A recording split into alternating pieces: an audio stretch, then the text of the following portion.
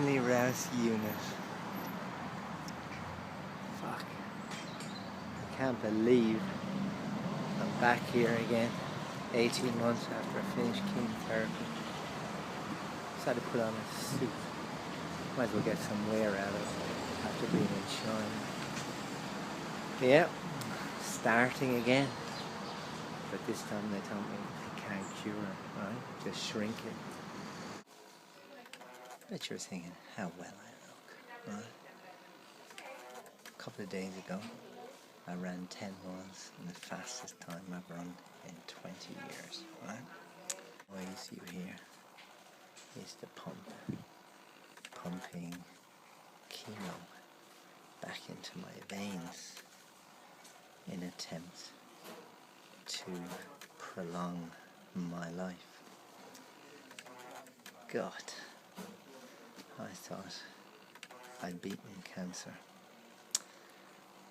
It appears that even though I'd got the all clear in August 2012,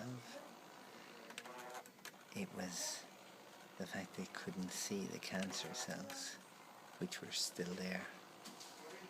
And during my year of healthy life, they actually started to grow. Cancer aren't like bacteria and viruses where a strong immune system is going to deal with them. It's good 10 years ago in terms of when you're exposed to these antigens. But once cancer is in the body, it's more like weeds in the garden. And they just can grow out of control like Lelandia trees. And so you wouldn't feed weeds. And that's why I'm back here having chemo. Because while the chemo didn't appear to work the first time, I suppose it's the only thing that makes sense in the concept of how you kill, these fast-growing cells, or at least slow down their progress. Because I think eating healthily or doing all the things that lots of people advocate, you have as much chance of stopping your nails growing. Because 15th of August, I had an appointment to get the results. So I went in, wore my yellow t-shirt, the Life Strong t-shirt. Cancer drove me up the wall. I had a black marker pen so the consultant could autograph it, so I could put on Facebook.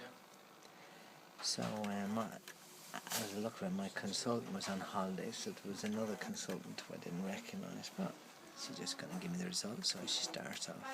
So Mr. Lanigan, how are you feeling? And I felt fantastic, and as I didn't know her and I loved to talk, I told her about the marathon I'd done in May and all the healthy things I had been doing in recent months. Okay, that happens. And I wondered she wasn't smiling or anything. Normally there's, oh, Richard, that's fantastic, right? She didn't smile at all, right? And then she went, I'm afraid I've got some bad news. And I went, bad news? What kind of bad news? She said, the cancer hadn't gone away as we thought, and it spread to an area around the aorta and the lymph nodes. So I thought, that's not good, but just a couple of lymph nodes, only a centimetre across, just remove it. Fortunately, they can't do surgery or radiation around this area because damage the aorta, the risk is too great. So it turns out the only thing they can do is chemo, which would slow down the growth, which hopefully would slow down the growth of the tumour. And on average, give me 2 years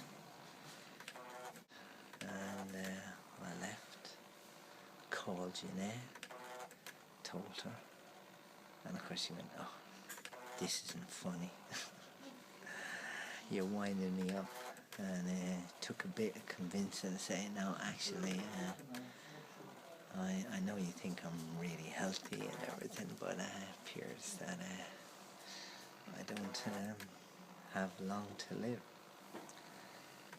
And yeah, so the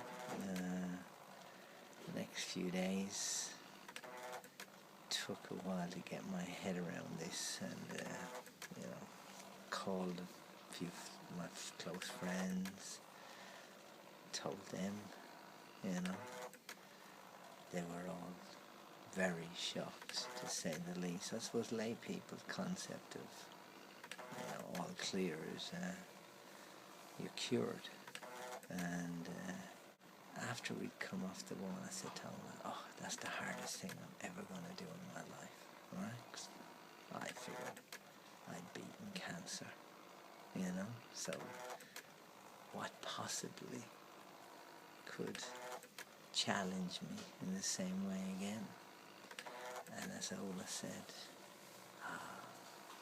when you went up that wall, that was just the training for what you are about to do. And even though nobody has survived 5 years, someone is going to be the first.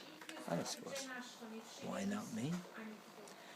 So, nevertheless, even though, you know, I could take on it, was hard to believe, you know. But they all believed, because they saw me going from when I couldn't walk 100 meters to running the marathon. So it's great, you know, that they had faith, even though my confidence right now, after such a transformation in my well-being and a healthy lifestyle, you wonder, what's ahead? And then the second one actually was an email I got from Terry Badu, and he said, Richard, remember, there had been 6 Rocky movies. So I thought, yeah, maybe, you know. And it started to raise my spirits. And we went for 2 weeks on holiday in Italy, and getting away with it, because I knew I couldn't start treatment again unless my head was right. I had to be in the right frame of mind to start this second journey. And this second journey was going to be different, because Popeye, who had helped me so much focus on the eating my greens and well-being, this was a different sort of a journey. And Joan had mentioned the idea of fasting.